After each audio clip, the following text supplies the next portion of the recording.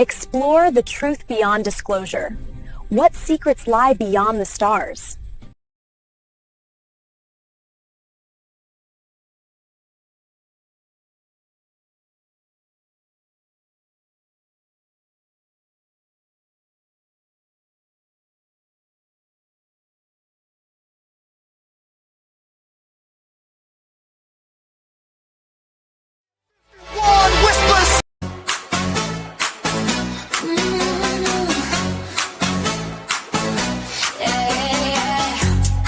You on the back row, phone screen glow, slow motion halo.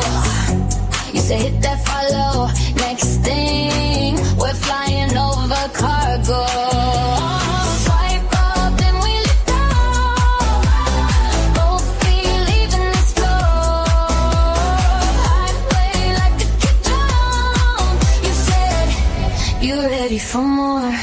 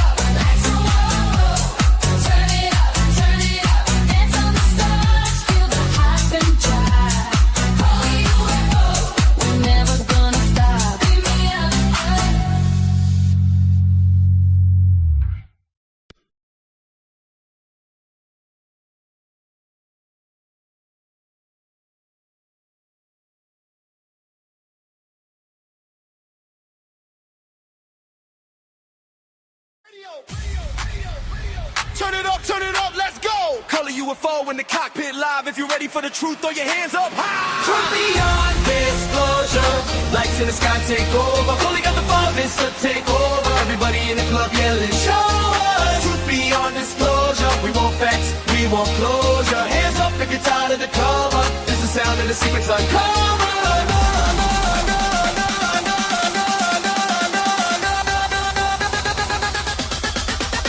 Yo, radar lock, but they don't see nothing. Sometown kids saw the triangle hovering. Phone in his hand, got the whole thing filled. Next day gone like a bell in a kiln. Black fans creeping, sir that's a star, but his zigzag snaps like a muscle car. There's a base batch flash. Don't take pics till the hanger got craft that can break physics. Loose spin tight with the same 10 lines, but the pilot can't sleep, see the same 3 lines. Briefed in a room, this meeting ain't happened. Sign this paper, mine gets flattened. Flip that script when Coley goes live. Pull a tape back, play a slow rewind. Every in a blur in a gray enhanced. Now the whole damn world in a trance like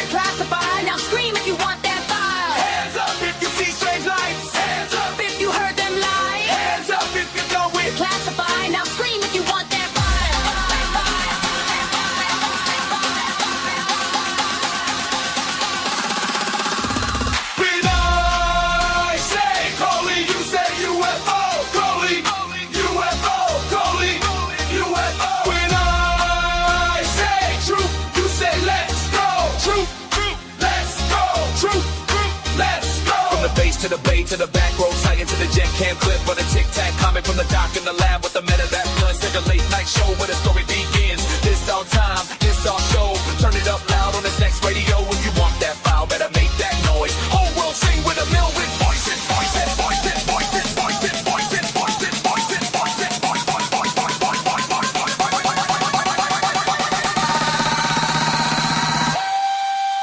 Truth beyond disclosure. Truth beyond disclosure. Lights in the sky take over. Hurry up the vibes, to take over. Everybody in the club yelling, show us. Truth beyond disclosure. We won't close. Hands up if you're tired of the cover. It's the sound of the secrets from God.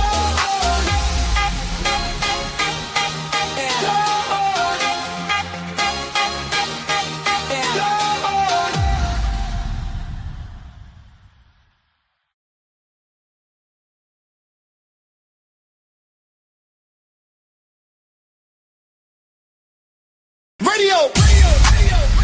Turn it up, let's go! Color UFO in the cockpit live. If you're ready for the truth, throw your hands up high.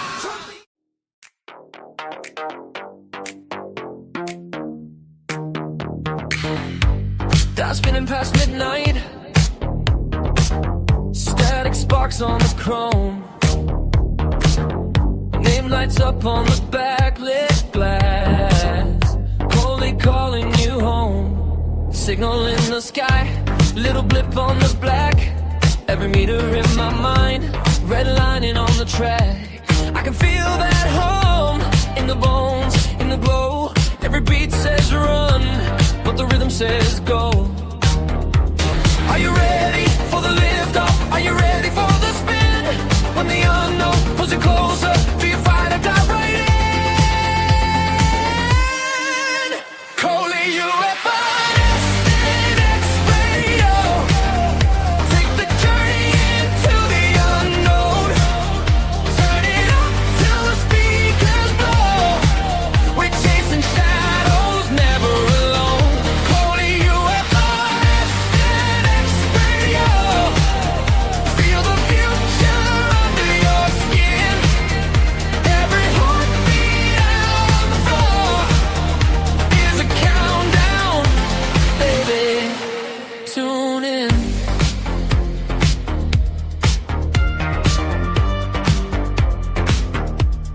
Numbers race the clock, neon blur in my eyes. Every corner that we cut draws a map in the night. I don't need a map, I just follow the tone. Every switch, every flick is a door to the zone. Are you ready for the drop now? Are you ready for the spin? When the night cracks wide open, let the strange light pour in. Coley UFO.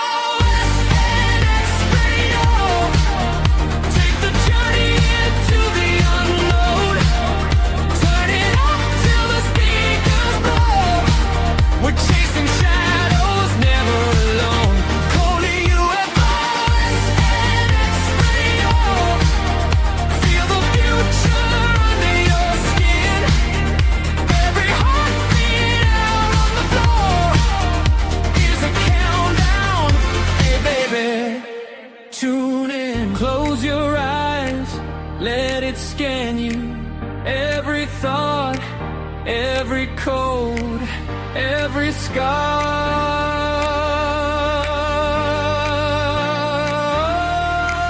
We're tuned to the same strange channel, every heart like a distant star. Hey! So run with me through the glitch and the glow, where the dial never finds the end. If we're lost on this wild transmission, then get lost with me again.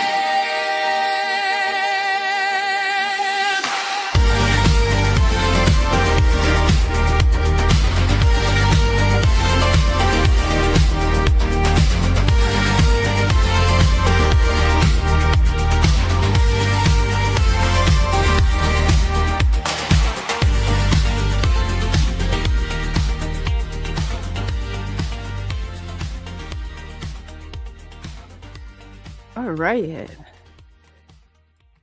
Got it. Hello, everyone, and welcome back to another episode of SNX Radio. I am Coley, and I know we're a little bit late tonight, but it was well worth it. I had some file transfer issues. I know nobody's going to believe that I would have this problem, but I really did. So, yeah, I appreciate everybody being and staying with us until we got this problem. But yeah, Tony got it all fixed, so it's going to be great from here on out, since I'm not even responsible for them anymore. So that's probably for the best. I'm not going to lie.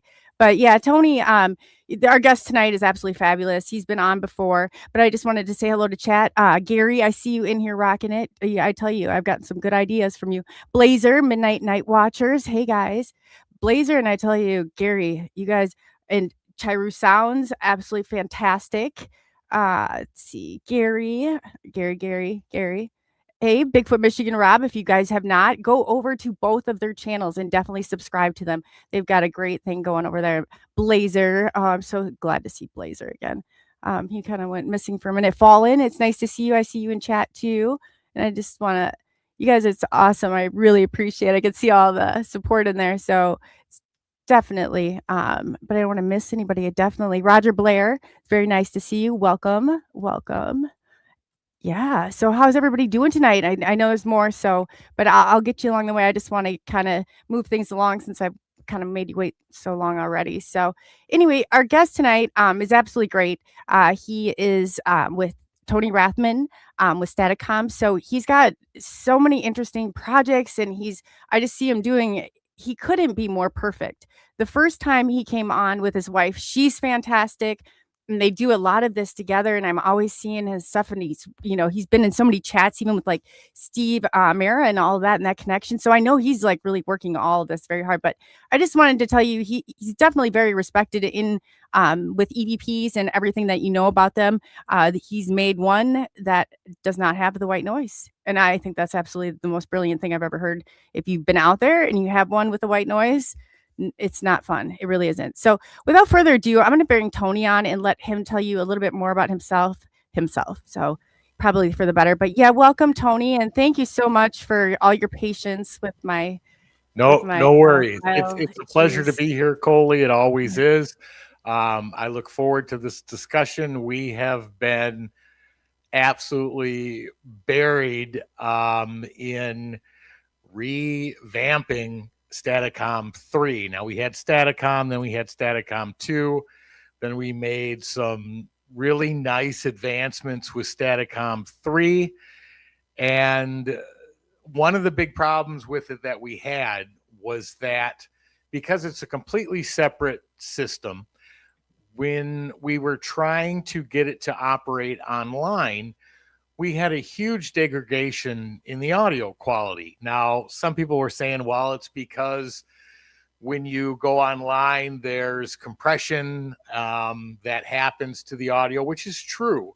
But this was much bigger than that. So what started out as hopefully just another upgrade to 3 has blossomed into something so far beyond that, I can't even explain it. Because there isn't a single piece that we haven't evaluated, looked at, of every aspect of every piece of circuitry and everything in it. And is it designed to do what we believe it's supposed to? And there is not much left right now of what was 3.0. And we're not at 4 yet, but we're getting close.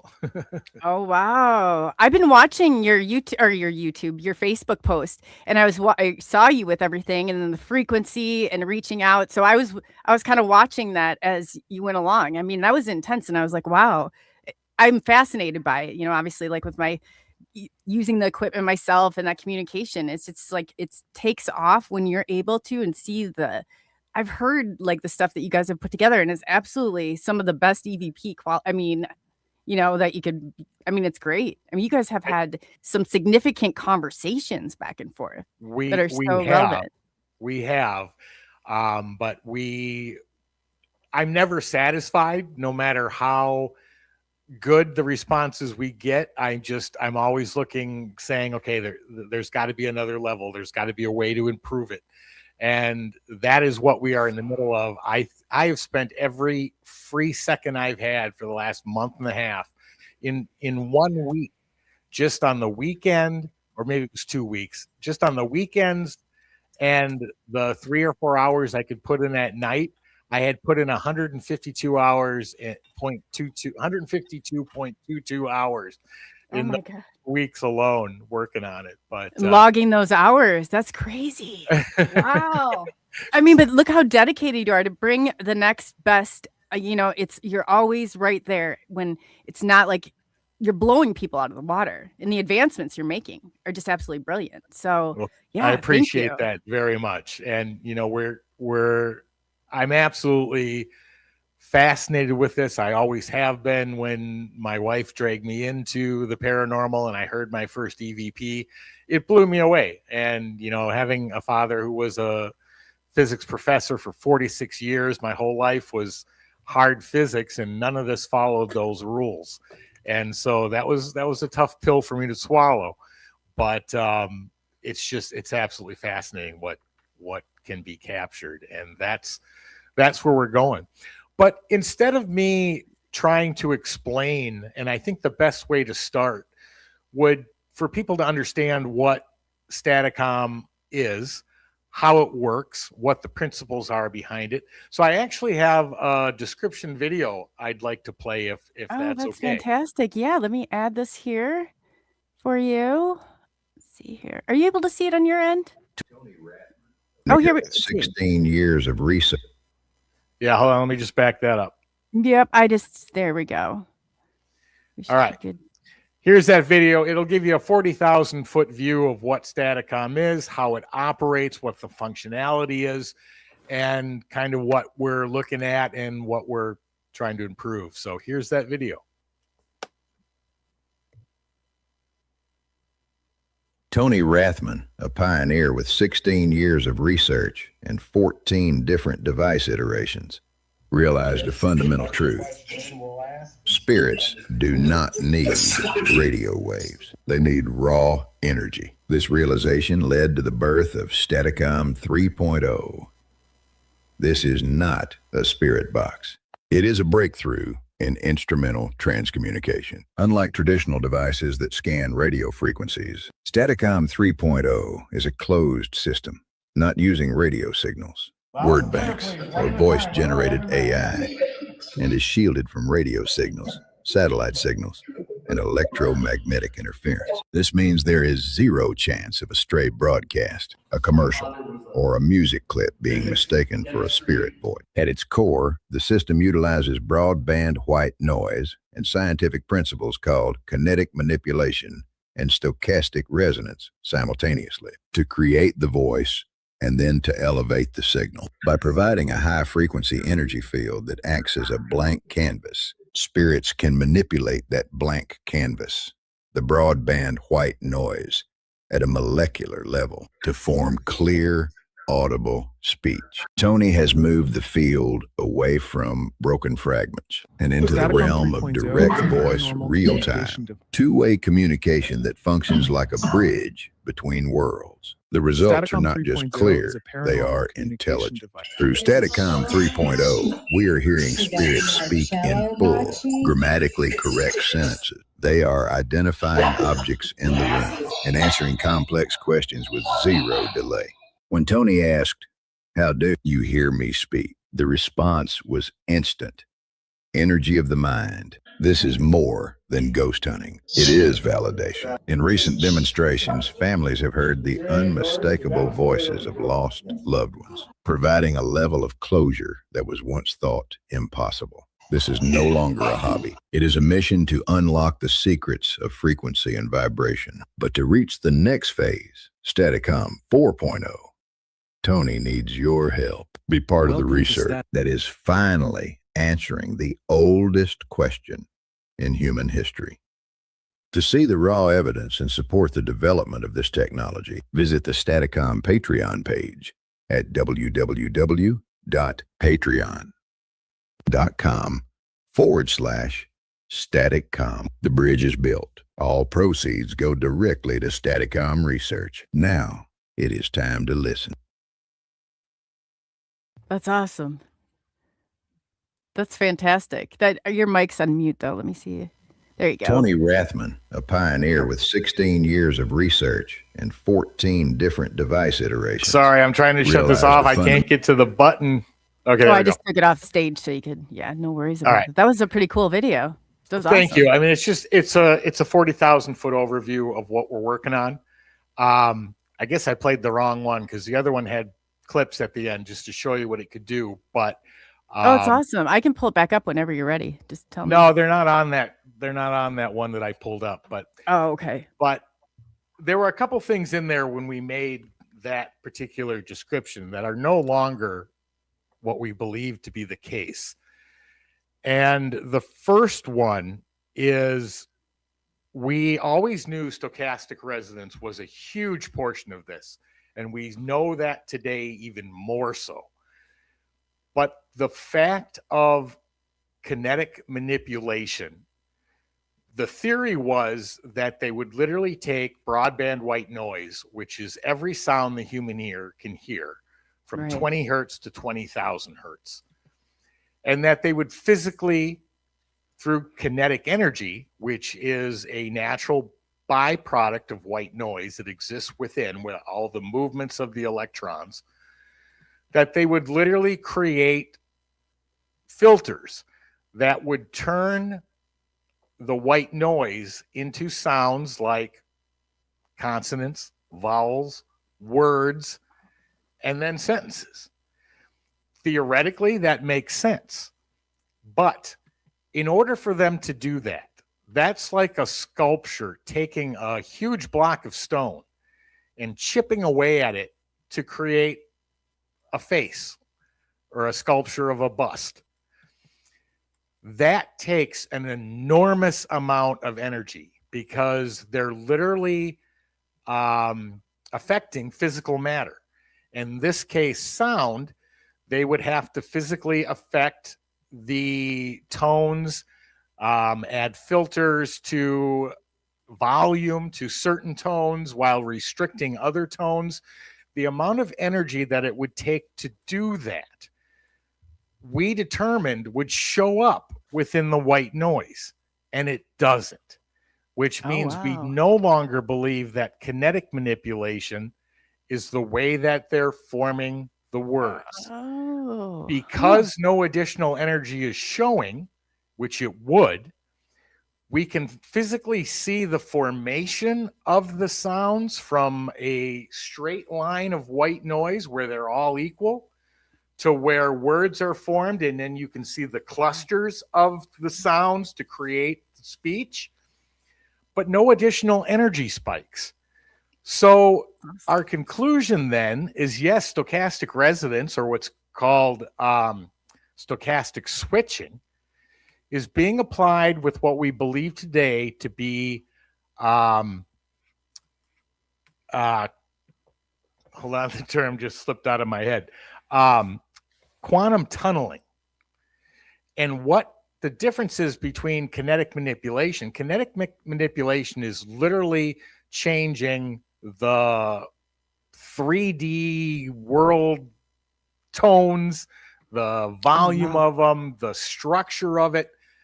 We don't think that's what they're doing. Quantum tunneling is like throwing a tennis ball against a wall.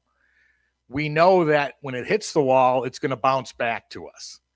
Well, in quantum tunneling, there are certain electrons that will pass right through that wall and show up on the other side. And so they're not physically manipulating the physical structures of the 3D sound. We believe they are literally just controlling when an electron fires and how fast and the timing of it. So what that does then is it creates the quantum tunneling. That sound bypasses the wall and creates a rhythmic pattern of speech and requires 100 times less energy. So instead of chipping away at rock to create a face, it would be like organizing a bunch of flying gnats, which are already alive, already in front of you, already have movement, and all you're doing is placing them in particular positions to create what looks like a face. And that, with what's known as stochastic switching, which is what allows that particular sound to pass through the restrictive walls of the 3D environment, sends that vocal data out and allows our machinery to pick it up. Wow. That's just all the advancements. It's just crazy how you get on this, and just how you envision all this stuff and you reach out. I'm like, I wouldn't know where to even begin with some of this stuff. Well, that is the toughest part about it, because there are no set variables placed in front of us saying, this is how it works, or these are the variables in the equation. We don't know any of that. We have to figure it out. So what I just said, could it be wrong? It could. But the other mechanisms that have been thrown out so far don't work in a straight line from what's happening to how we believe it's occurring. Quantum tunneling and stochastic switching answers that question. Wow. Huh. So how did you, I guess when you were evaluating from going from the 2.0 to the 3.0, how did you go through and decide, hey, we need to make these changes, or this is what I'd like to maybe improve, or where did you go with that? Like, what improvements, I guess, are on there? What changes are on there that from the 2 to the 3? Staticom 2, it was trial and error. We weren't involved with the actual physical testing. We weren't involved with physics principles. So from Staticom to Staticom 2, I'm going to say that was a lot of luck. We threw everything at it we could and just listened. Did it make a difference? Does it sound better? From 2 to 3, the physics came into play. What do we know about physics? What could work? What could not work? And we tested over and over and over. And then some of those tests with the results that were shown made us go farther down the rabbit hole. Okay, if this is true, then what's next? What about this? Now with 3 to the next step, we're all over that. We're looking at every aspect of the principles, how we believe it's working, and every filter, every piece of equipment, every aspect of the system to say this is helping, no, this is hurting. Why, what theories support that, and what do we need to change? And you can't see behind me, but behind me is a huge table with sprawling electronics all across it, from things that I've built, ripped apart, didn't work. I saw one on Facebook. I was like, oh my gosh, he's got his hands full. And I knew you had just been going and, doing repeat tests to get it right. I know that you do set a high bar for expectations. I've seen how you run stuff, and I was like, man, I can't. Wow. It was impressive to watch, though. I know there was a bunch of people, they kept going back, and we were kind of looking and commenting. So everybody kind of was watching. It seemed like the progress take place, which is even cooler itself to see how, he's literally putting it out there and kind of putting the parts together, Yeah. I think that's very cool. Thank you. It's not so cool when you spend hours building it, putting it all together, the money to purchase the equipment, the time to put it, and then you hook it up and it does absolutely nothing. That is disheartening. But yeah, you've got to have your failures to get your success, and we've had lots of them. But we keep moving forward, and that's what we're going to keep doing. Man, yeah, no, you're just keep moving up kicking that bar up, and that's all you can really ask for. Because I'm telling you, that's setting a different set of standards. I remember going in with one of those SB7s. It was like, I was like, I cannot sit here and listen to that crazy noise. I can't do it. I said it was insane. People would sit there for 8-9 hours with them. I said, I don't have what it takes to sit there that long with that thing blaring that white noise at me. It just was so hard on my ears. I was like, I just can't do it. So that alone was huge. We couldn't stand that either. I loved ITC when I got into it 16 years ago, but I couldn't stand the white noise either. After a while, it gives you a headache. It's annoying. Yes. And the worst part is if you record for an hour or two, guess what? Then you got to go back and review it. Yeah, I know. Hear it again is twice as painful. I know. So that's where we figured out that, the white noise could be taken out. We built various spirit boxes that the white noise was removed.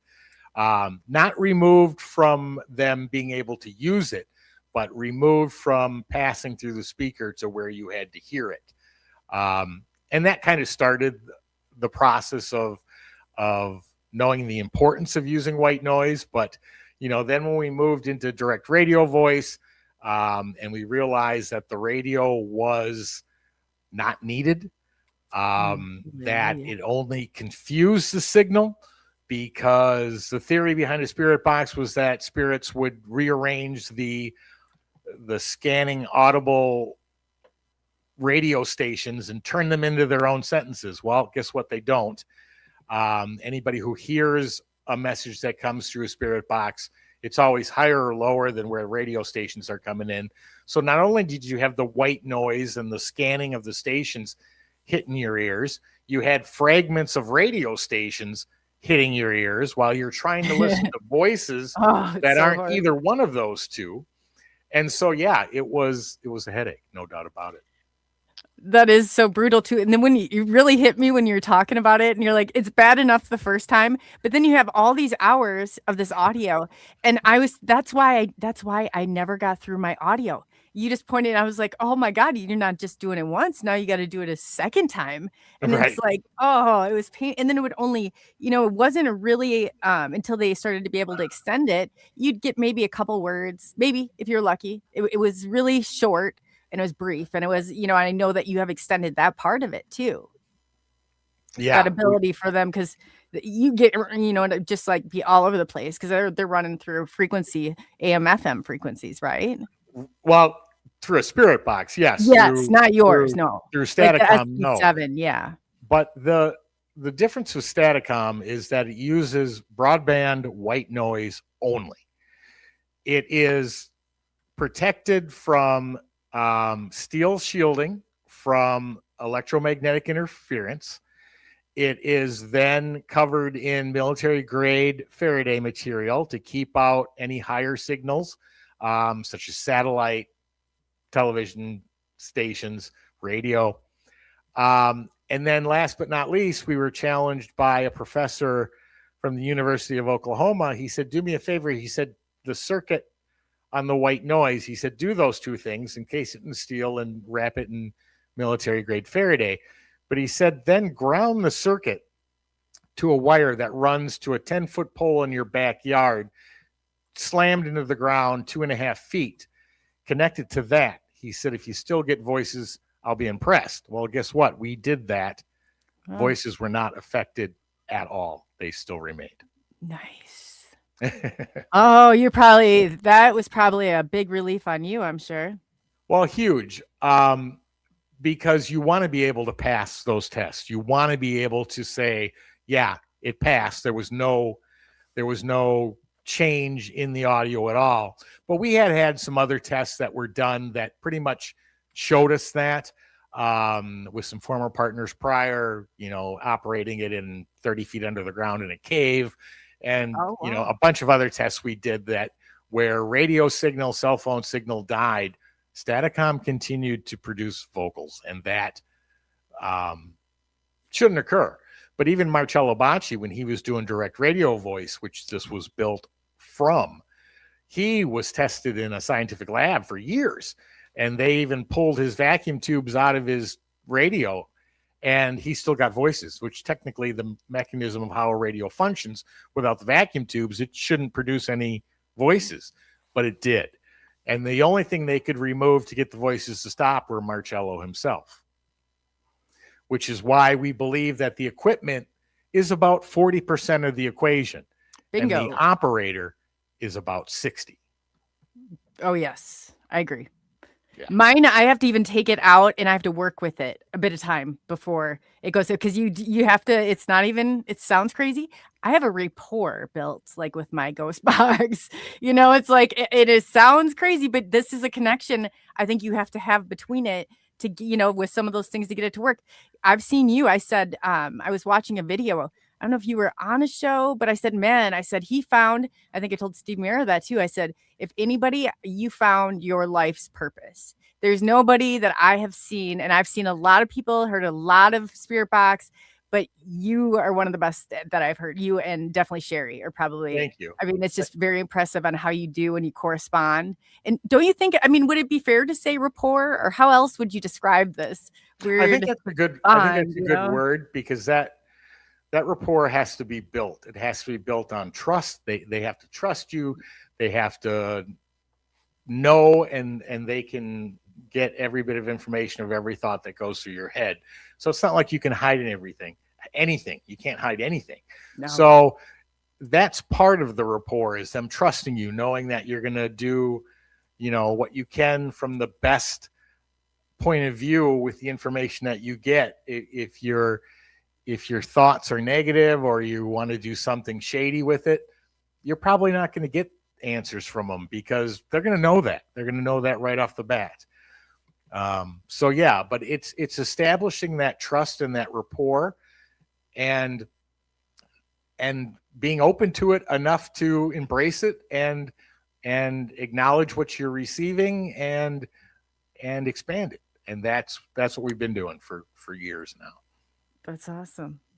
That is awesome. Because do you want to talk about how you got into this, or how, why you're able to, you immerse yourself in this. You're not just, I immersed myself in it, parts of it, because I didn't believe any of this 16 years ago. None of it.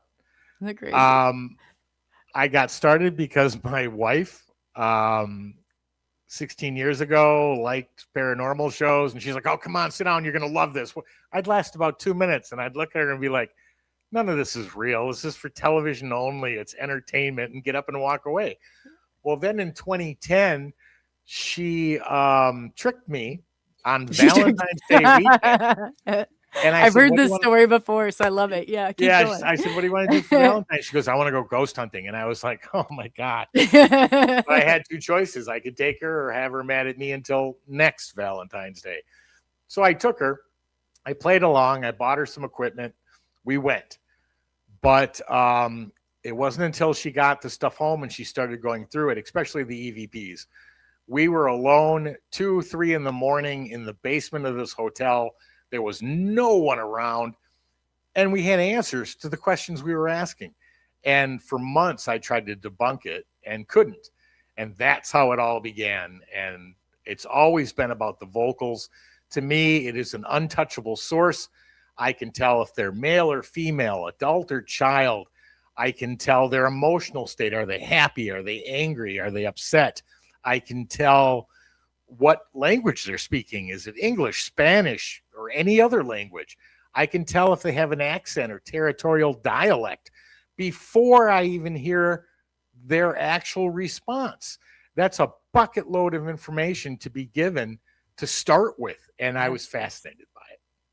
That's so true too, because when you can hear that, I remember the first time I was able to get it on audio, and it was after I'd switched from I got rid of the white noise, but it was came through. She was speaking in French. It wasn't even in there like an offer, but if it had been any other piece of you can't even, if you're using an F or SB7, like take them and just throw them in those garbages. You'll never, I'm telling you, once you get and you listen to a piece of equipment like this and you don't have to hear all that, and then you're able to that connection further.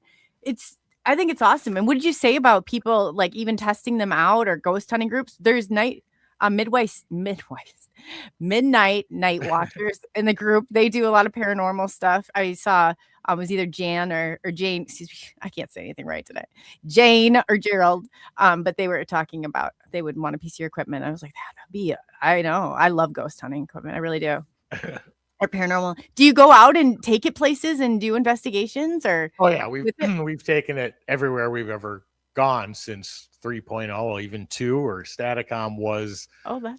put together. So yeah, we do, and we have huge plans for whatever comes out of this next upgrade, as well as we do Paracons. We're going to the Gold Country Paracon in beginning of May.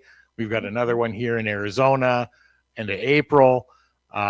So yeah, we do live sessions, allow people to ask their own questions, all sorts of things. Ooh. Let me play another clip. Yeah. Would you like me to bring it back on? Let me know whenever you're ready. Okay, we got it. Can you please say testing so we know it's working?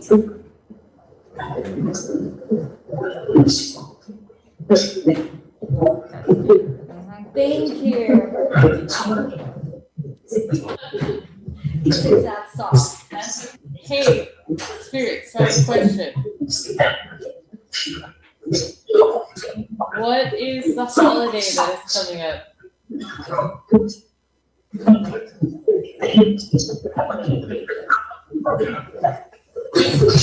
Christmas, right there. So that's just an example clip. I'm just going to play a couple in a row so people can get an idea of what this actually can do. Here comes another one. How many of you talking right now, or how many spirits talking right now? Do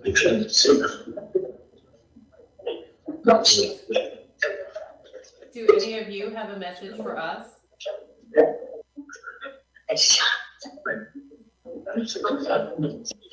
Spirits, if you can hear us and understand us, say Rathman. Tony Rathman. Can we get your name?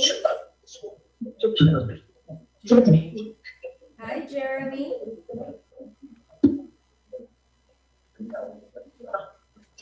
Jeremy, did you have a family? Yeah.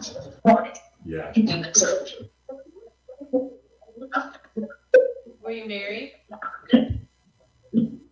What was your wife's name? Catherine. Is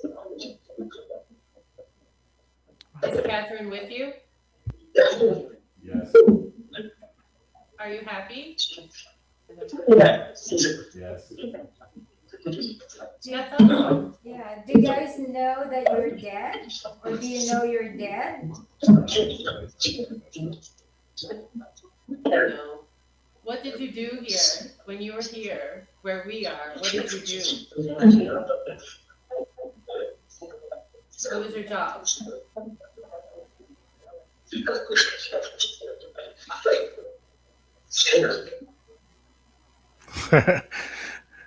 That ending Wow, that's so that ending cool. answer just kills me. What was your job? What did you do here, sinner? Yeah, you can hear it as clear as day. Like that was wow. There's almost an emotional piece when I was hearing the voice come through. It's like you kind of start to build but which would probably help bring them forward, that they're sounding more, not so like they're sounding like real people talking off the other end of that is what it's real. You know what I was talking about? And I guess that's kind of in a way what they are, but it's, but it has to be a way to bring them closer as well. I feel like that connection. Well, I mean, that's always sense. It's improved without a doubt. Let me play one more clip. This one, the sound quality, I think, is a little higher.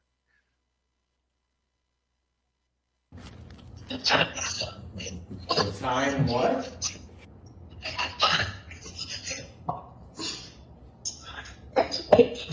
I can hear you when you whisper. You know that, right? Spirits, if you're not familiar with this device is called Staticom. If you heard me say Staticom. That's better. Now, can you say Staticom for me, please?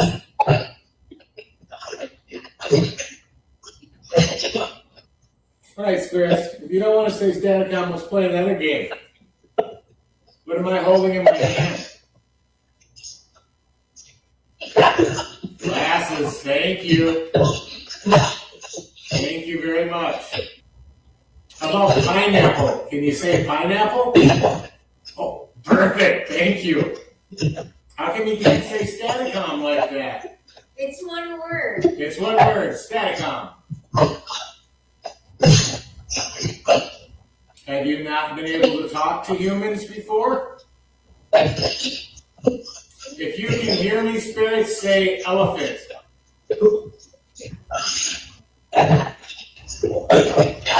Do you know Tony?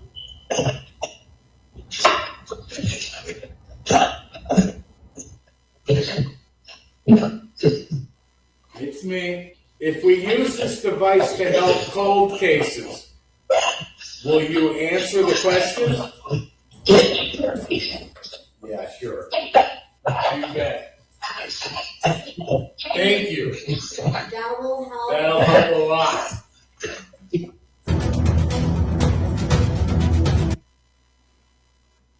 So that was one of the really big upgrades from 2 to 3. Is that 2 you could get in maybe a question or two, 3 if you're lucky, but then it would disappear. 3 no longer disappears. It stays. You can ask question after question. So until they don't want to answer anymore or we shut the machine off, that two-way communication can go back and forth, back and forth. I mean, we've done an hour, 2 hours, sometimes even longer, and had constant communication. Now, is it the same voice every time? No.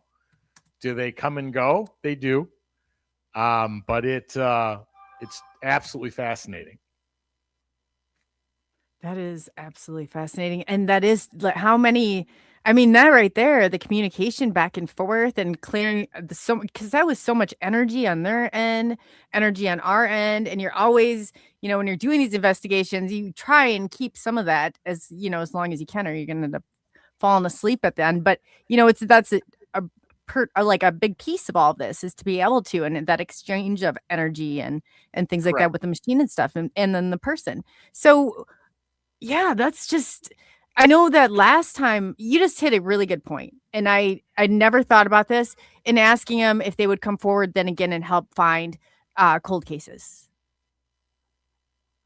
That, well, wow. The one thing we've learned over the years is that they will never tell us anything that's in the future. I can say something as simple as, I have 2 opportunities for 2 different jobs. Which one should I take? They won't tell me. And the other reason we know is because we've asked for the winning Powerball numbers 1,000 times. Crickets. They don't say a word. Why? Well, we believe that there are universal laws, and those laws do not allow them to tell us anything that could change or affect our future or what we were here to learn, to grow, and to evolve emotionally, spiritually, mentally, whatever words you want to use for it, but they are not allowed to affect that. So any question that has anything to do with what will happen tomorrow or, is this, they don't answer.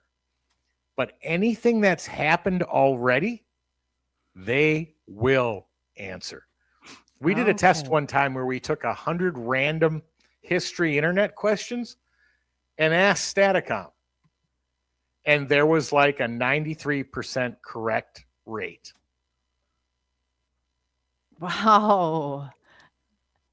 That's crazy, isn't it? It's just like, and you probably got the answer the first time, not the 31st time, and had to still listen to the audio 5 more times with the white noise blaring through it. Right. That's the nice thing too about Staticom is we record always so that we can go back and listen, but it's real-time communication. I speak without a mic, just with my regular tone of voice, and the answer shows up where not only I can hear it, but any other person in the room can hear the exact same thing that came out. That is fantastic. And I know because people be like, "Oh, I think I heard that." No, it's like when you do the old ones, it was always like, and I was like, I don't think we can't have words. I don't think we know if it's this or not, or that. That's not very good research. You could throw that, it's not very good for that kind I of. mean, audio pareidolia is definitely a true thing. I mean, it even happens when people are speaking. Someone could say a sentence and you thought maybe you heard the word trip, or maybe it was, pick or something. So audio pareidolia can happen. But this is impossible from broadband white noise, which is considered to be a random fluctuation of sounds all at the same level. These are spikes. There are consonant, vowels, diphthongs, matching human speech. This should not be occurring. Wow. What do you say? Now, does the laws go out, or what do you think? It just started operating outside of some of these codes itself, or how did you get it to do that? Well, that's a much longer discussion, but if you look back even through different stories where people say, I saw this spirit or ghost or entity, whatever terminology you want to use, there's so many. But it walked into my bedroom, but it walked right through the wall. Okay, so then it's not bound to materialistic 3D material if it came right through the wall. And then you got somebody else going, yeah, we were in the bar and the glass just slid across the bar on its own. Or somebody says, yeah, the picture was on the wall, but it came off the hook and then flew across the room. So if you look at spirits, and I think I remember Steve talking to you on the show that you had him on, they break every rule of the cup of physics. And so you have to take that into account when trying to figure out what may be happening. You kind of have to, we rely on it for possibilities and theories because science isn't wrong. It's just not elaborated enough to understand things on the other side. So we will use the theories to build upon, which is what we've been doing and what we're doing right at the moment, trying to get those elevations. But you can't strictly just go to materialism or physical science because those laws get broken. And quantum physics is showing that daily. And the whole thing like quantum tunneling is, I believe, how this speech is occurring because we don't have the massive energy spikes which would be needed to cause a kinetic manipulation of the sound. Wow. So I guess so you start off with the 1, you got the 2, and then you got the 3. Where's the 4 going? Where are you going with the 4? Exactly. All the details. Well, first, we're focusing on the method now that we believe of how the communication is occurring. That method will dictate what equipment, what we're looking for, how we're monitoring it, and how we're receiving it.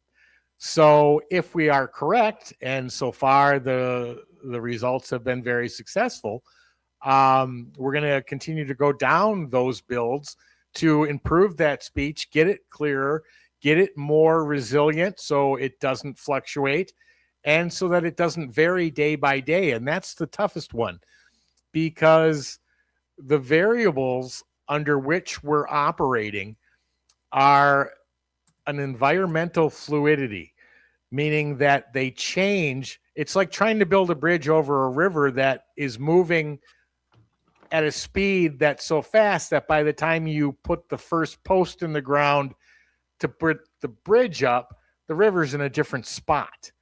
And that is the same thing. That is the same thing with the vocals. So we are trying to I wouldn't want to use the word control, but steer the course of that river so that we can build the bridge over it in the right space. That's the best example I can give to what we're doing. Yeah, I think that's a good idea. It really is. It's something that is definitely very needed. Definitely. And to have that kind of, so you're finding in those grounds. And I guess when you talked about Steve, you were working with him on some of the principles and stuff behind all of it, weren't you? Or you were kind of running, I saw you were asking some great questions when he was on before. I've known of Steve for quite some time. Yeah. He has worked with a really good friend of mine on so many cases. That friend is Don Phillips, who he was on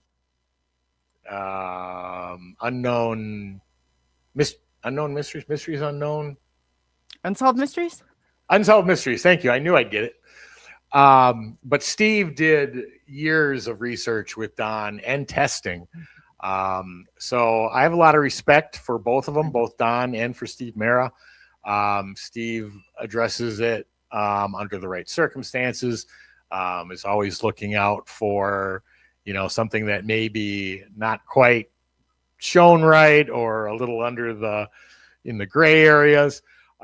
So, I love the way he investigates. I love the way he researches, and just a great guy. Yes, he is. Yeah. I have him working on a project of mine that I'm looking into on blood types and stuff like that. So I just reached out to him. He's going to be coming on the show on Sunday. So I'll have to let him know I saw you. Oh, that's awesome. I'll be watching. No doubt about it. Yes. Yeah, I know you do. Cause you guys I've seen the conversation, so I know you know him. But yeah, I watch and I see the things that I was like, wow. I mean, it's cool. It's cool. You guys definitely speak the same language, which I thought it was impossible with Steve Mera. Like, he's great. Steve is brilliant. He really is. He is. He thinks on his own, plane. Like, he's immersed himself. Where I would put you right at that. And the EVPs, he's got his own, like, he really is. He's one top of the line. Like, I really appreciate his research and his studies and his way, he's bridging the gap, his perspective on it. I like him. I really do. Yeah, he's a great guy. No doubt about it. You want to hear another clip? Yes, let's do this. Definitely. All right. Now, I can't remember how good the sound quality is on this. This is when we were testing online to try to figure out what was going on with the audio degradation. But I think it's audible. So let me bring this up. Oh, it looks like I might have to share it again. Hold on. Okay, share screen and entire screen, share audio.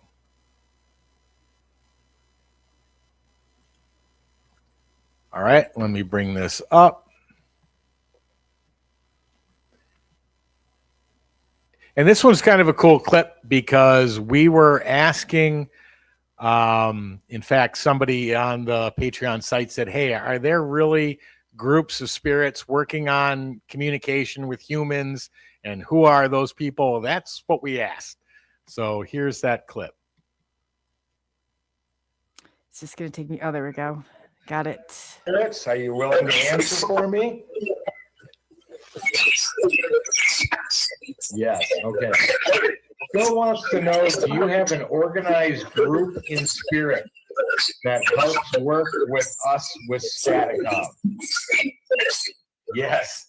Are there any past ITC researchers that are part of that group?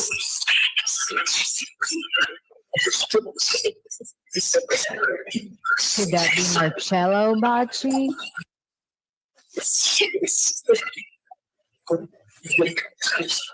Yes. So Bacci's part of that group? Yes. How about Tesla? Yeah, lots of questions. How about Edison? Thomas Edison. Edison. Can we connect to Marcello Bacci, please?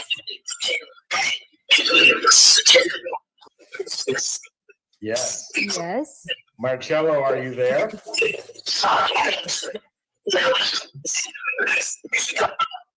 Spirits, what about Konstantin Radova? They're nervous. Can I speak to Constantine Rodwell? Constantine, are you there? Yes. Are you helping spirits communicate with humans? What about Tesla? If he's around, say Tesla.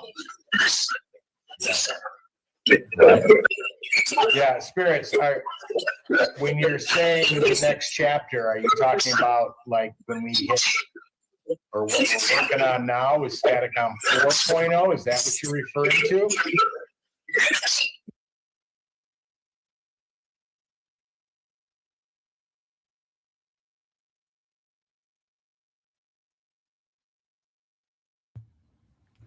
Oh, I think you're muted. Let's see here. There you go. Can you? I don't. Oh no, no. It should be. It's trying to mute your mic for whatever reason. Try that again. See if it will let you. Can you hear me now? Yeah, and you didn't touch it before, and it did it twice with the mic. So just so you know, yeah, go ahead and if you could tell us again, because I don't think that they heard much of it. If it got muted. Oh, of the what I was saying? Yes, yes. Oh, I was just saying that one might have been a little tougher to hear because that was online. And we noticed that there's an audio degradation that happens. That's one of the things we were trying to fix. But you can still hear the answers, even though the audio is not super clear. I mean, we were asking for Radova, Tesla, and they were responding. And, he said, I see Edison. And I'm just like, wow, it's just incredible. Isn't that crazy? Cherie's really good on it too. I hear you're fantastic. You really are. But I hear her from time to time get in, and it seems like she's got a group of spirits that she's kind of working with to get information, which I think is absolutely very cool. How they kind of are now bonding. Right. Oh, that's wow. I mean, that just keeps amazing me with this stuff. I mean, that's that kind of connection like there. And then she's like, oh, can you ask is that what she was doing? Asking if the other ones were available? Correct. Yeah. Oh, wow.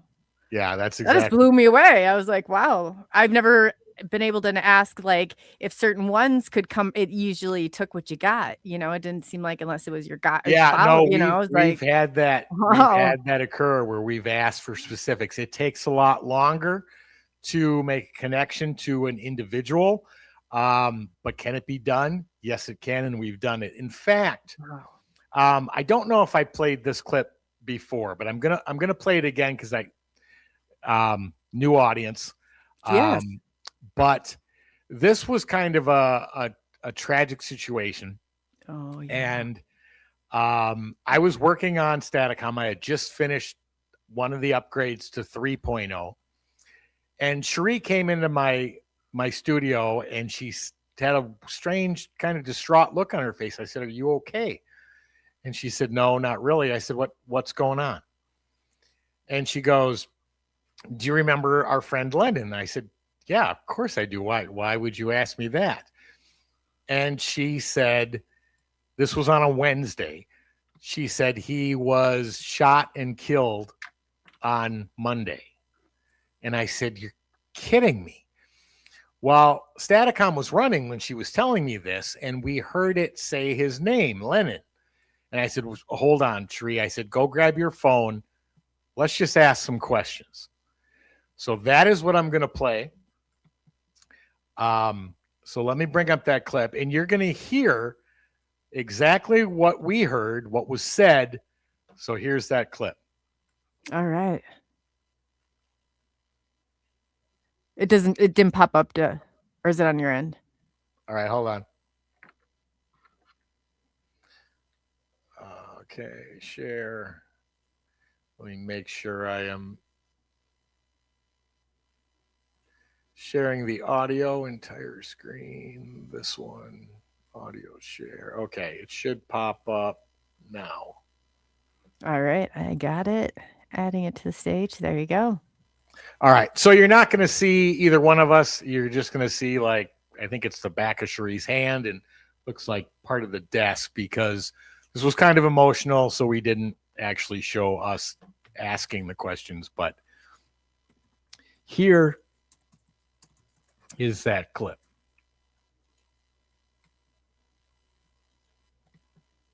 Yes, he was shot.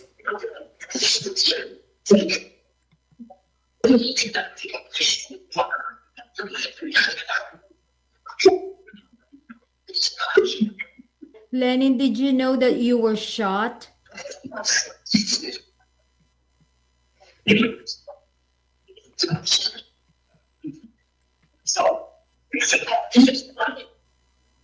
Do you have a message for your family? To your mom? I saw you how they shot you. Or shoot you. Lenin, kilala mo ba kung sinong bumaril sa'yo?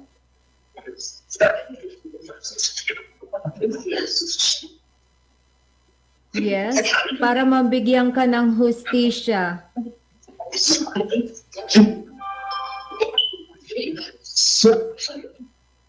Kilala mo ba kung sinong bumaril sa'yo?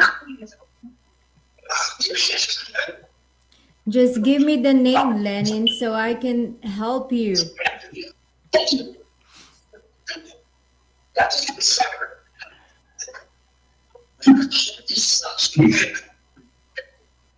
you know how you were killed?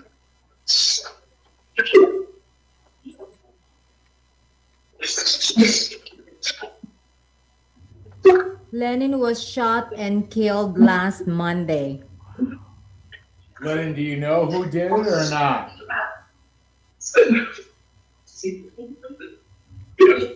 Yes. Can you give a name, please? Let's start with first name. What's his first name?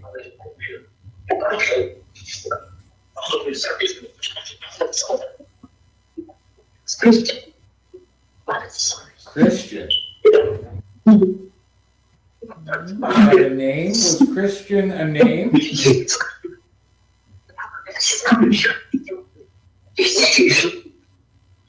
Was Christian a first or last name? Okay, first name. Do you have a last name?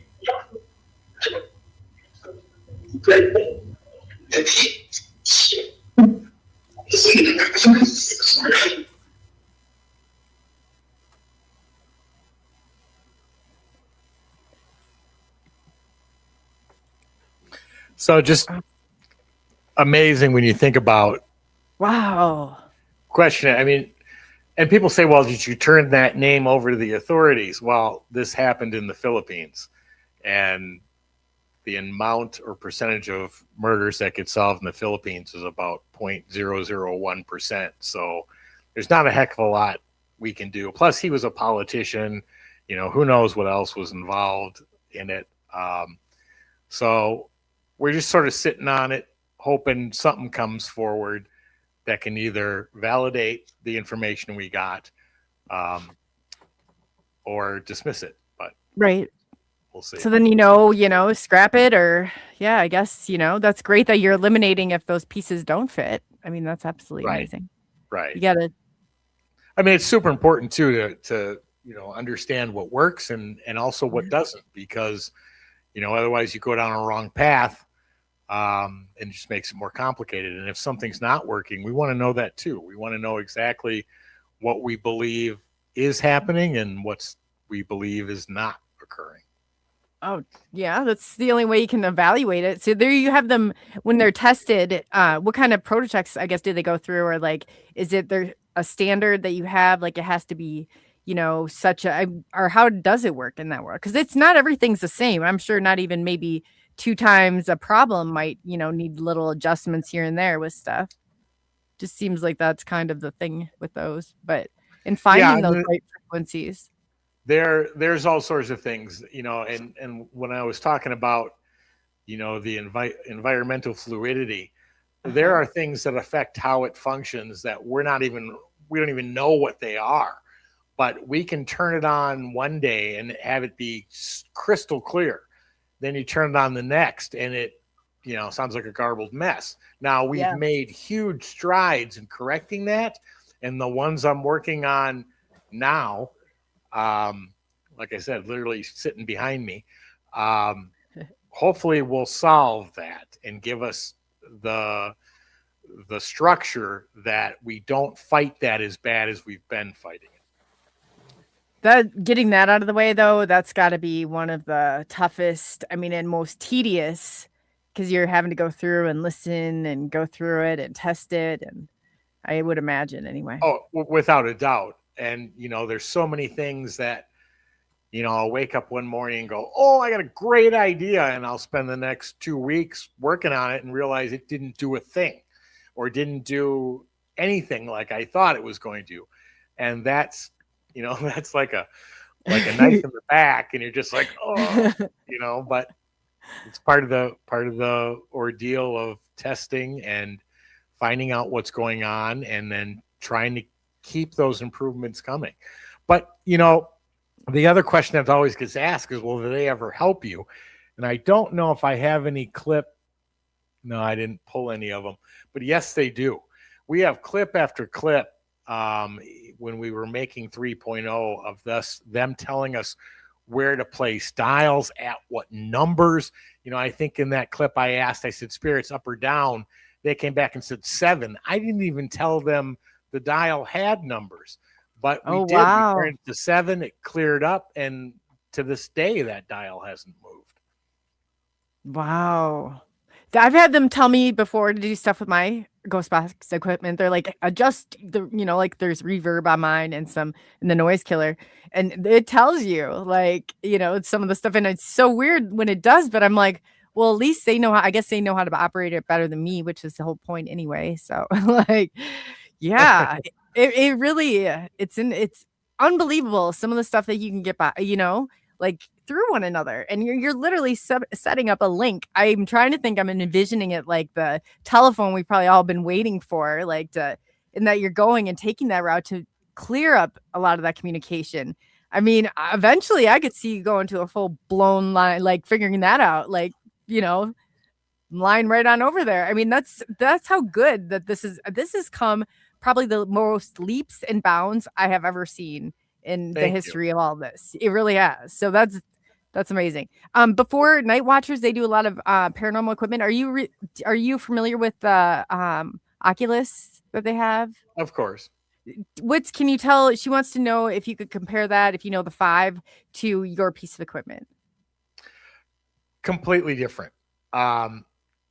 You've got things that are labeled paranormal. Now, I'm trying to think of the builder of the Oculus. I can't think of his name.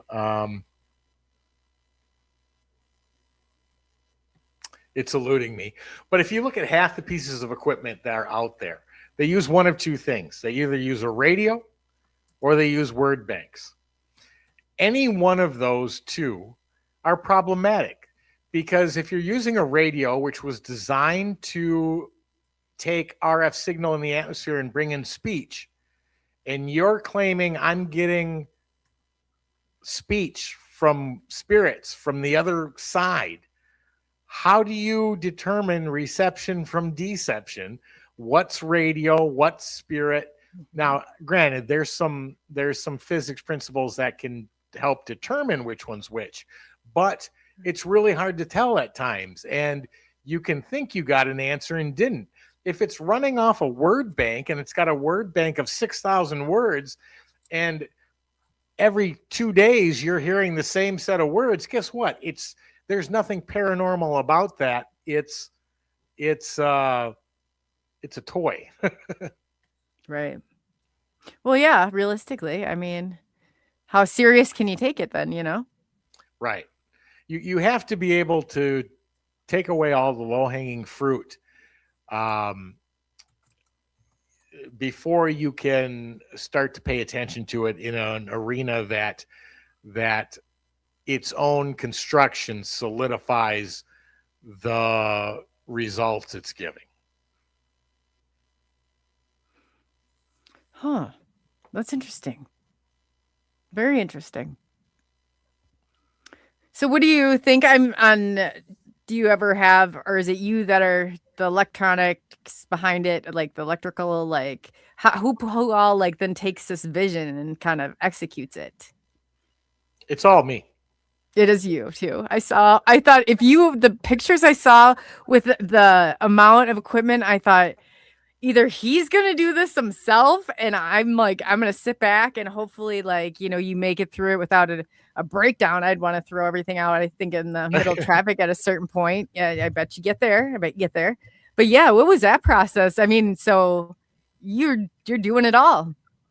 Trying. It's impossible to do it all and time is limited. I did partner about 8 months ago with another ITC researcher in Brazil, but unfortunately his time has been short. He has not had any time to get involved, which is unfortunate, because having that partnership would have definitely helped facilitate the development. But right now it is all me. Wow. Have you ever thought about working with somebody like Steve Mara? Or is that does he do the same thing that you're looking for? Or? Steve's area of expertise is more in the theory, the understanding, which we can present those theories. Would I show Steve what we have, what it can do? No, I wonder if he would have somebody that could help, like in that area. Possibly. I went to him with some questions on blood work because I know he knows a lot about things, and I always ask him, Steve, if you don't know, always ask him because he's got the best references. If he can't find something, he will find somebody who does. He's great at that. So that's why I say it that way. You should always ask him for. He's a good person to ask for who to ask if you don't know who to ask, I guess. Very true. Awesome. Very, very true. Fallen Road, I wonder what the government knows about this. That's a great question. That is a great question. What do they know about it? Because if they're after us for the UFO disclosure, they're after this has to be the next best regulated thing right now. You have to think that they're going to try and control something about this whole thing, is what I feel like. That is a possibility and a little bit of a fear, because anytime something like that happens, you got to look at what's the purpose and use of it. Is it, you can go down the whole board of emotional aspects of what could be done with it. But it's scary. Yes, it is. That is very scary because you should. I don't know. When I was a therapist, we used to write our therapist notes like, hey, if the courts ever came in here and they got their hands on these, then we're going to make them so unlegible that they're not going to be able to really read them if they do read them, or if anybody comes in, because that's how we protect our client records.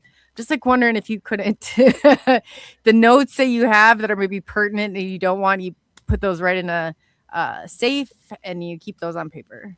I just feel like sometimes you have to just get ahead of them a little. But yeah, you worked too hard for this. People always ask me, well, did you patent this? Well, let me tell you what a patent does. It publicly exposes what it is, how it built, every aspect that's included in it. Yeah, I know. It protects it, but it tells everybody how it functions and what you need to make it function.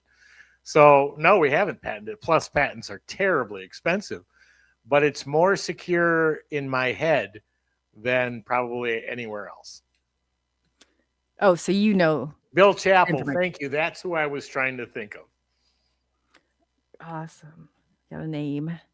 We got a name for, hey, Carl Supp is in the audience, Fallen. They're asking some great questions. I was going through to see if I could find any more on there. What do you think? Have you ever thought about, and this will be a question, I'm not sure how this would even work, but there's so many of different channels, especially like the ET, the UFO, the paranormal, that are all in line. And I remember my ghost box that I had told me that there was a UFO outside, and I went outside and there was. So I was wondering if if you've ever asked them if they can see would they know who aliens were in their realm, or would they know if you know what I'm saying? If there's a way to find out. We flat out asked, do extraterrestrials exist? The answer was clear as day, yes. So we could get, oh wow. They could be like the watchdogs. Yeah. We asked oh, I forgot what I was gonna say. Something about the rest of your question. We always get asked, how do you know who you're speaking to? Well, the bottom line is we don't. We can make assumptions based off of the questions we ask. Like if we ask, who was president when you were alive, and they say Kennedy or whomever, that gives us a time frame, that gives us that they were human, earthbound at one point. So that tells us it's probably disembodied spirit. When we ask them, what do you like to be called? The two answers are spirit or consciousness. Those are always the same. But how would we know if we weren't speaking to a disembodied human spirit? If it's speaking to us in a language, and we've had lots of languages, even in a couple of those clips, there was Tagalog being spoken to my wife, which is her native language. But if it was extraterrestrial, if it was multidimensional, if it's anything we're even unaware of, if it's communicating to me in English or a language I can understand, I wouldn't know any different. If I can hear it, I can understand it, I can ask a question, it can respond. I have no pictures. I have no spirit caller ID. I can't identify it beyond that. So people say, well, can aliens use this? Can Bigfoot use it? I don't know. If they have the ability to transmit in a way that spirits are getting speech through, yeah, I wouldn't see why not. Yeah, I think there is definitely a way, and everything is starting to trend that market, and that's where Steve's at too, and he's tying all of them, and that seems to be where the shift is going. They're making for the big tie-in on all three. That would be amazing if you were. Can you imagine? That would, if anybody could do it though, I believe you could. Well, thank you. I appreciate it. We're working on it hard. I don't think I've had 5 minutes of free time in the last. And now we're talking about, Tony, not only that, do you think you can include, all the Bigfoot and the cryptids and, but they're all tied together, and UFOs, if they've got abilities that fall on the unknown side, are they similar abilities? Why wouldn't they be? If the universe is made up of certain functionalities and consciousness is derived from certain basic principles, then any type of life should probably have similar capabilities. So do we know the variables of Staticom and what it can do and not do? No, not yet. Not even close. No. Where you started off will be nothing like where you end on this journey. No way. Correct. It'll just keep going. All right, you want to hear one more clip? Because this one's kind of I'd funny. love to. This is an older one, though. This was probably either DRV or Staticom, but it's still a great clip, so I'm going to play it. Sure. Let me share the screen because it looks like I shut it off. It was probably StreamYard playing its nasty little StreamYard games again today. Could have been. All right, so this, share screen, that, entire screen, this, audio. Okay. So now let's see, which one am I playing? Okay, I see it. Got it. All right, adding it to stage. There we go. How many spirits are with us right now? 300. 300? Did you say 300?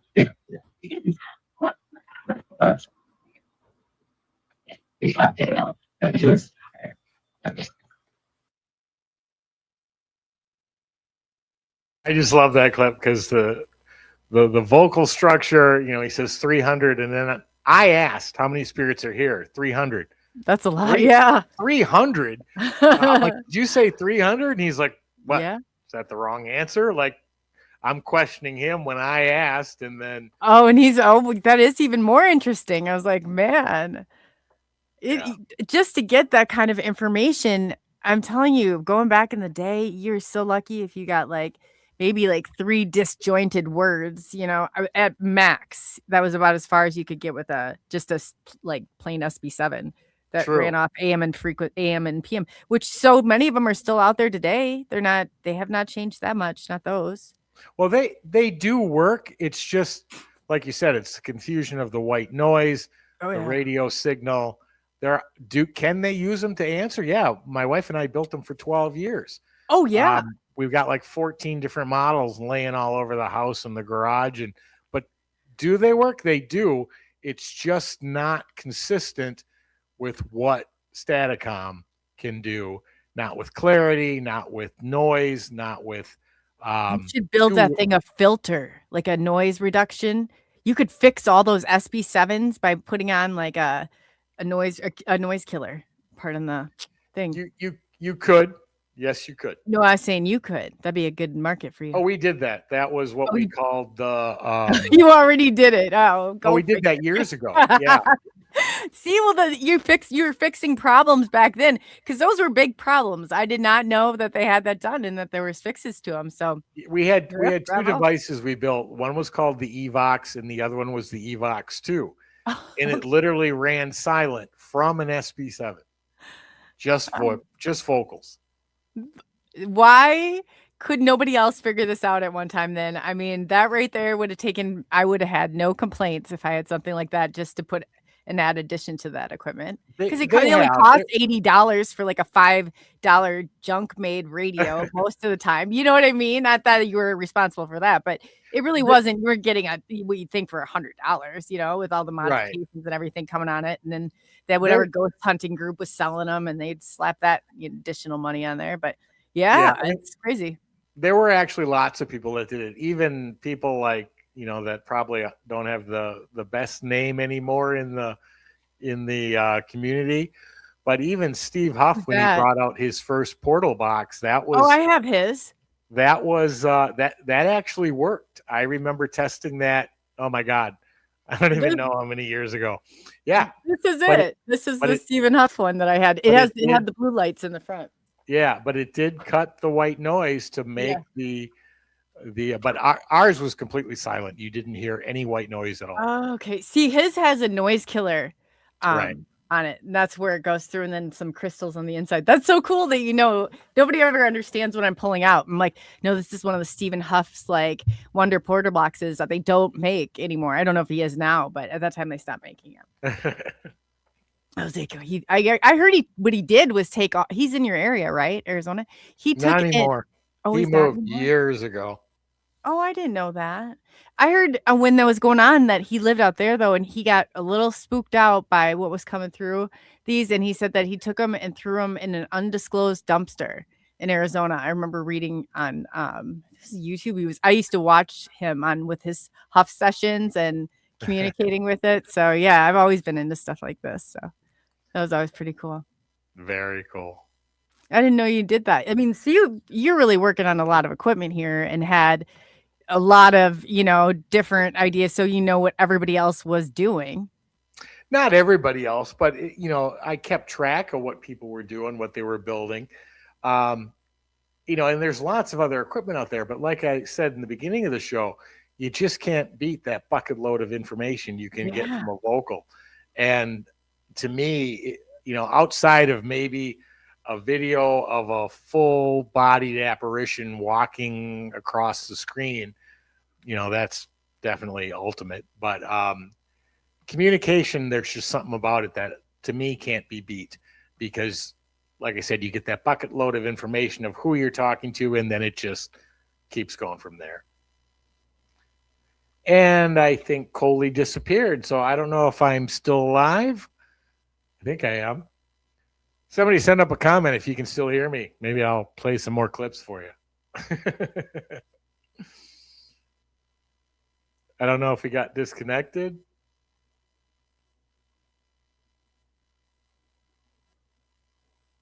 Oh, I'm still alive. Thanks, Cherie. All right, well, Let me find a clip I haven't played then, because I'm not sure if she got kicked off or what happened.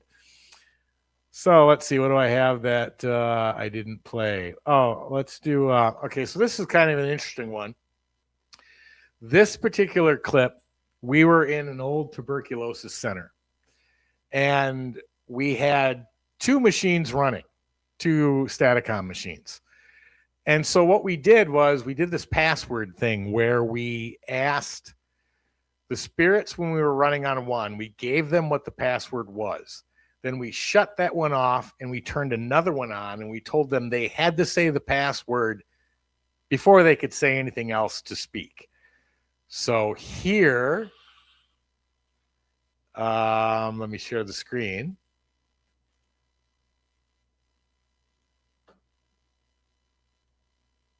Let me play that clip audio. Oh, but I can't, because I can't add it. Only she can add it. That's not going to work. Okay. I can't play clips. Sorry. I'm assuming she's coming back. Sorry. Oh, that's okay. StreamYard, yeah, I don't know what's going on. I'm gonna have to see if there's, I don't know, but I apologize. I figured you'd just probably keep going. Like, well, I did, and I was gonna play a clip for him, which I but just it's down played. here. Okay. Yeah, it's not up yet. Hold on, let me. Oops. All right, here it is. Okay, there you go. Got it. Password, yes. Yeah. So pick a word, whatever you want. Crackers. Okay. So then tell the spirits we're going to switch machines. When the other machine comes on, the first word they have to say is crackers. All right. Spirits, I'm going to turn off my setup. Okay. And then Tony's going to turn his on. And then the word that you need to say, the first word you need to say in order to talk through his is crackers. Okay? Yep. Okay, I got it. Okay. Here we go. I'm going to turn mine off. All right, Spirit, what's the password? Spirit, what's the password you just given?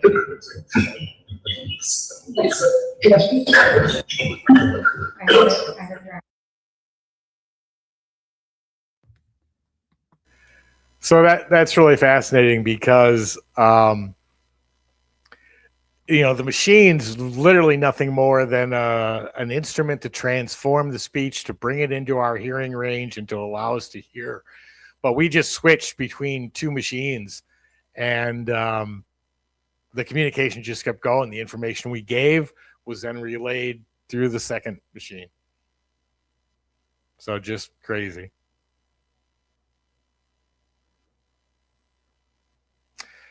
And I think I lost her again. No, she's back. Okay, can you hear me at least? Yeah. They can't see me, right? No, I can't see you. I don't know. I feel like StreamYard is, let me just take care of this. If you go on, I have never never like this before, quite like, so I'm just going to take myself off here for 2 seconds. If you want to, if you go okay to continue, or do you want me to hang out here with you for a minute? Or I think you'd have to do something with my camera. Obviously, it's not on. Okay. Let me see if I have any more clips I can play. I'm here. I just wanted to see if that would work even, but I think it's a setting. Let me see if I can. I don't know what it's doing. This is weird for StreamYard, like even weirder for StreamYard, I should say. It's like, what is going on? All right, I'm going to play. I see one more that I haven't played yet. I'm going to play one more. Perfect. And you want me to add it yet? Yeah, go ahead and add it. Perfect. What's the name of this hospital, Spirits? That was it. Phelps. Spirits, can you hear me?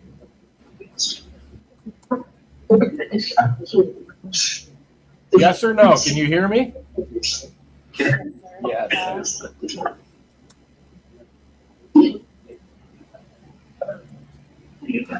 I'd like to talk to some of the spirits in this hospital. Do you remember me?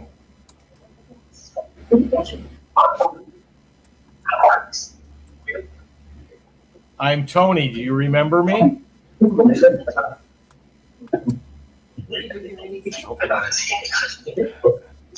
Tony.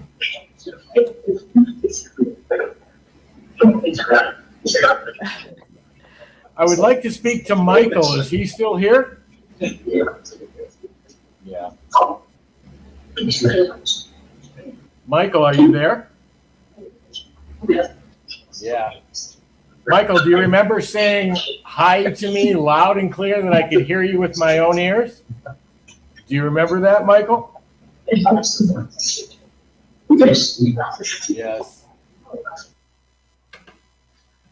So the difference between when we used to run that hospital and the 5 years later was when we were back in there and I was running Staticom. The spirit named Michael, he actually said hi in open air and heard it with my own ears. And it scared the crap out of me. But 5 years later, I go back with Staticom and bring that up and ask him, does he remember doing that? And he replies, yes, we acknowledged you. That I thought was fascinating. That is right there. That is huge. Are they the same ones at different locations, or does that impact it? Do they come different locations with you? Where I bet if you're working out of your office, you probably have some, or how does that work? I guess. Have you tried any of that out? Like, do certain ones just come, or? We believe spirits are of a non-locality, meaning they can answer from anywhere. Oh, okay. So that is why we will never consider voices to consider a place to be haunted, because just because you can get vocal reaction doesn't mean they're standing 2 feet from you. They could be anywhere. So how I guess in works of the machine, is it just the way that they travel, or they're able to or what's your theory on that? That's interesting. Well, that is the what we were talking about when we first started out. That's the quantum tunneling of the white noise, where they're literally forcing the elements to tunnel through the blockage, like throwing a tennis ball against a wall. They're firing electrons at certain times and at certain intervals to create a wave path of speech that comes out of the white noise, and they can probably do that from anywhere if it's truly quantum.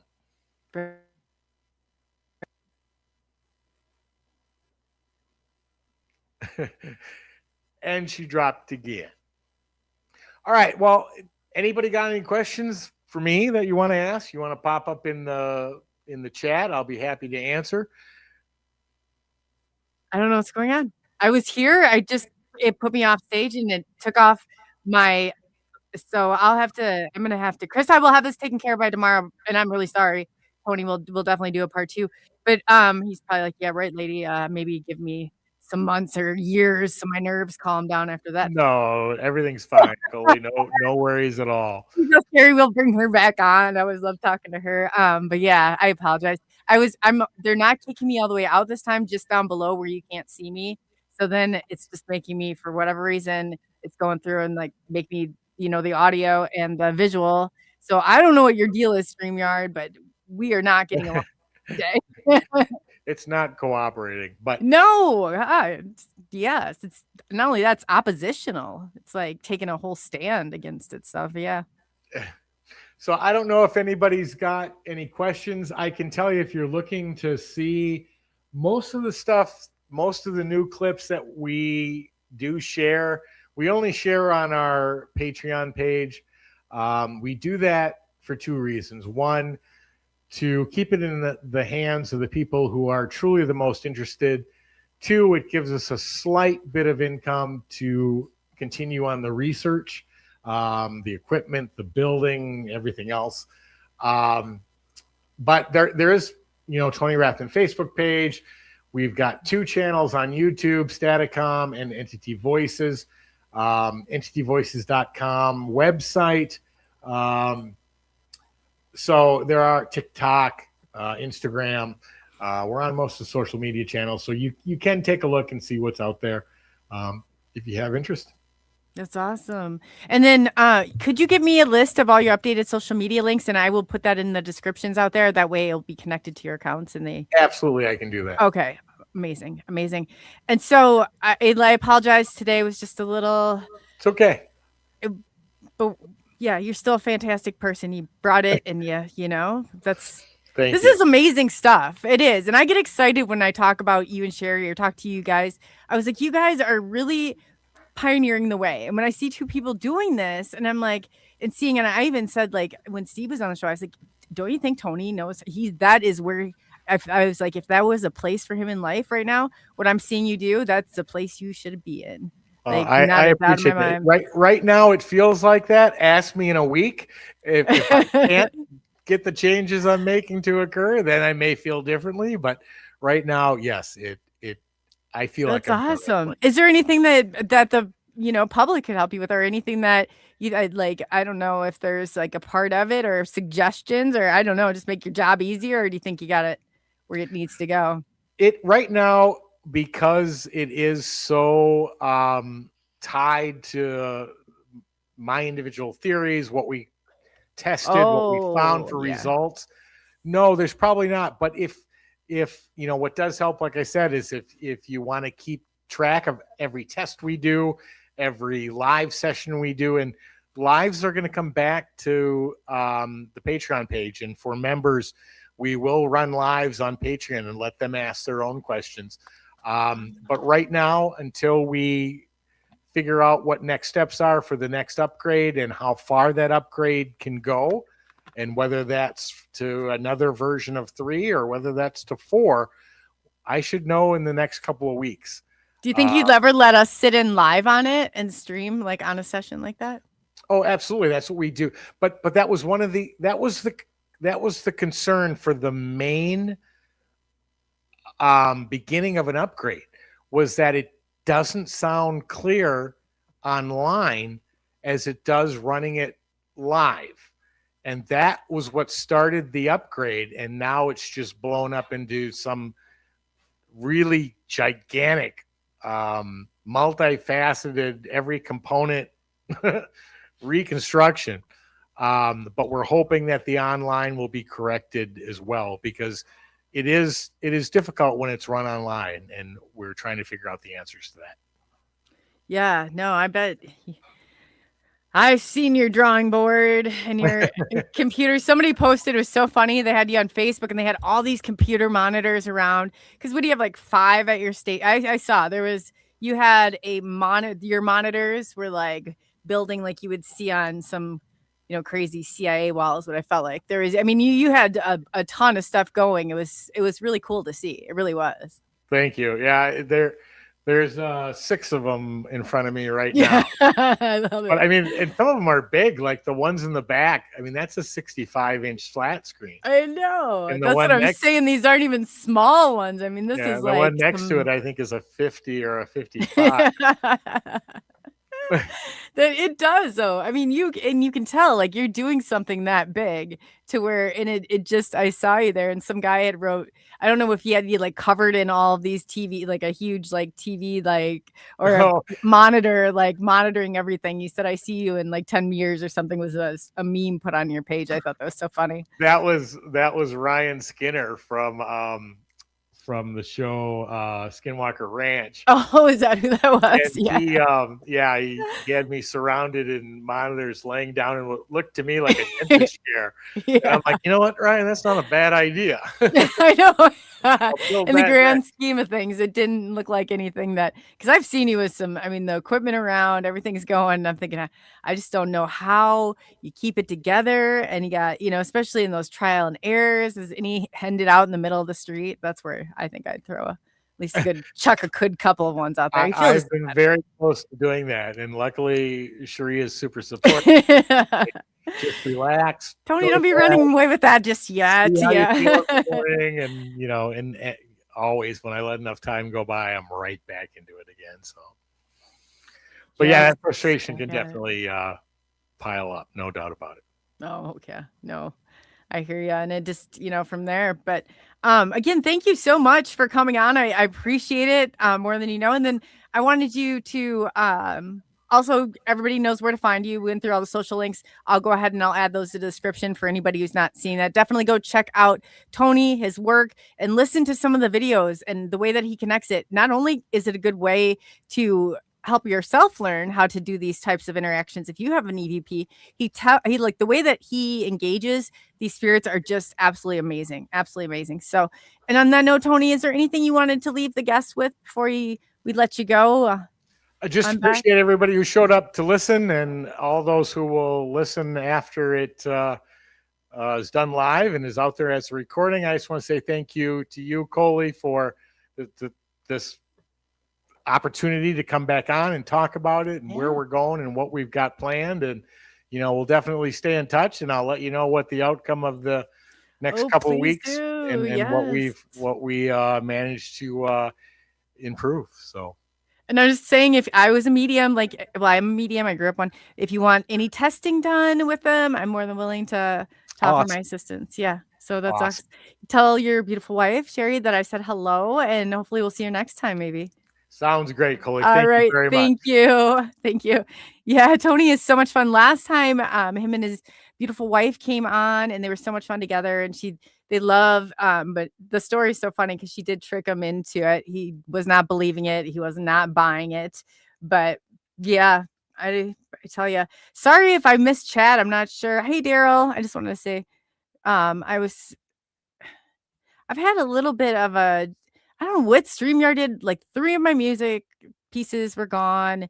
And then I had 2 chords break before, but I don't know if it's necessarily I don't know. It's really weird, or because when I plugged it into something else, it seemed to be working. So I don't know if anybody else is having temperamental, but I have 2 streaming services that I'm going to start implementing. But Moon and Noon, thank you so much. How's the chat doing tonight? I apologize, you guys, that we were late starting, but he wanted to get all that information to you and everything.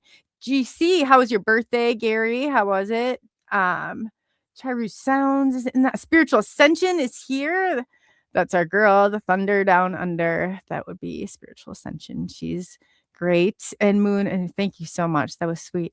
Just making sure I didn't miss anything. But yeah, it was kind of a more mellow. Wednesdays are great. I'm wondering if we were talking about bumping it up for like a summer hour. Anybody in chat think that if I started at 7 on Wednesdays, it would be better? Or just because I started so late today? I don't know. Could be one or the other. Or both. Could be both.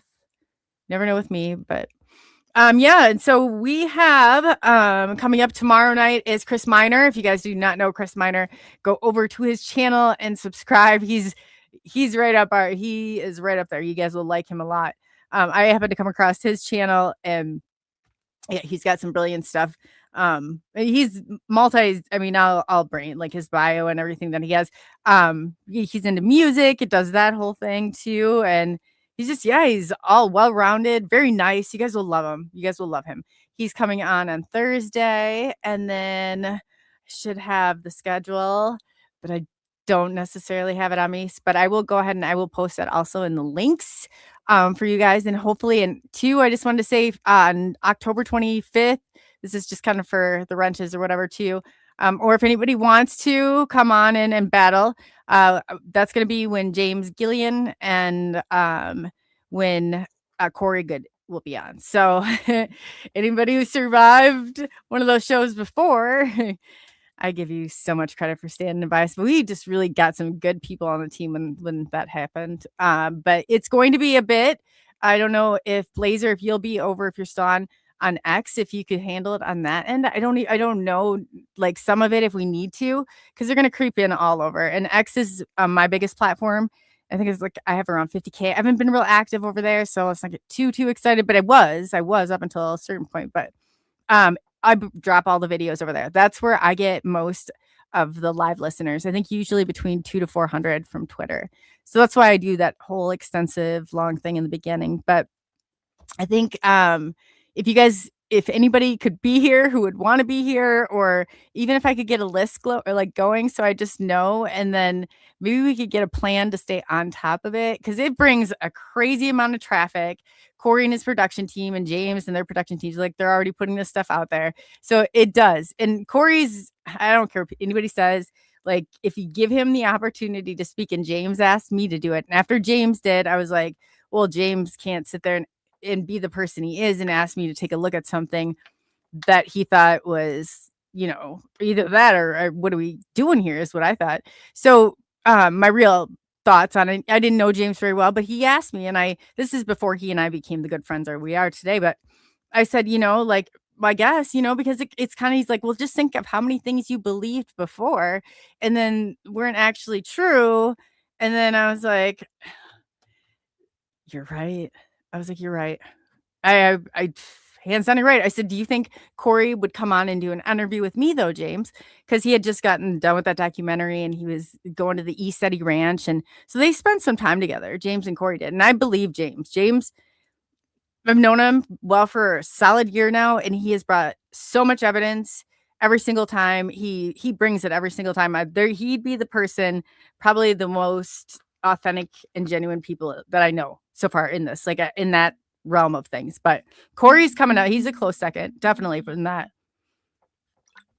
He knows a lot of stuff. He's an experiencer with that. And I do believe him. People in life, people make mistakes, whatever, but you got certain people, these truth seekers that are going on, and what are they doing? Oh, they want to call everybody a grifter. You know what the grifting is?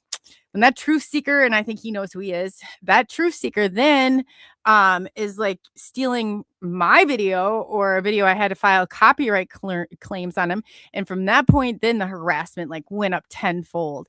And I was like, oh, really? Because I gave him in the copyright claim, because he stole my video that I had, and then he had got my address. So he didn't do it necessarily like whatever. He had my address, my phone number, so all my personal information, and the harassment like got crazy. So I was like, we should just like try and stay ahead of this a little bit. So if you're going to be around, you're going to be a wrench, look for a post that I have, because I'm trying just to kind of, get a handle on it before it starts. But that will be, again, mark your calendars. Rob from Bigfoot, Michigan, Rob and I will be doing that show 6 p.m. March 25th. So yeah, and we have some other big guests coming up. So Steve Mira will be back on, I guess, as you probably heard tonight. And yeah, that's all I got. Definitely go over and all the channels and the shows. And hey, Daryl, did I see hey Daryl before? Oh, Diana, yes, welcome.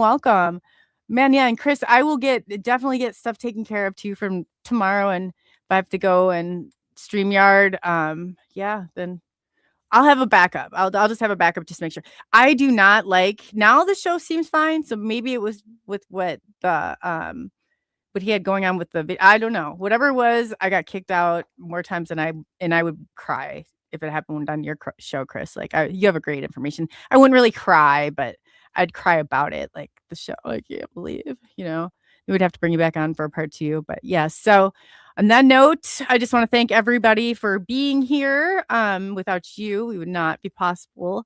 And then we did start late, which I get it, kind of sucks. But on that note, Chris Miner's coming tomorrow. And if you guys do not know him, I'm super excited to bring him in and introduce him, because he's definitely one of the family. You'll understand why.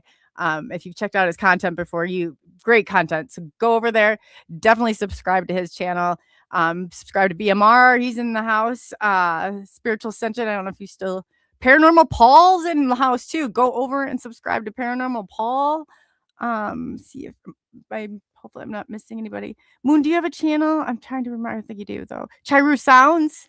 Definitely get over and show some love. Bigfoot Michigan Rob, and we got anybody else. If you could just drop their links, or whoever has a wrench, just drop your links in there, and then that way I have them too.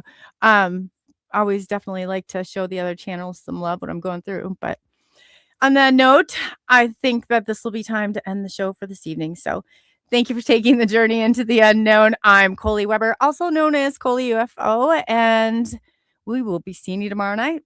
There we go. He said, ain't lying, UFOs in the night.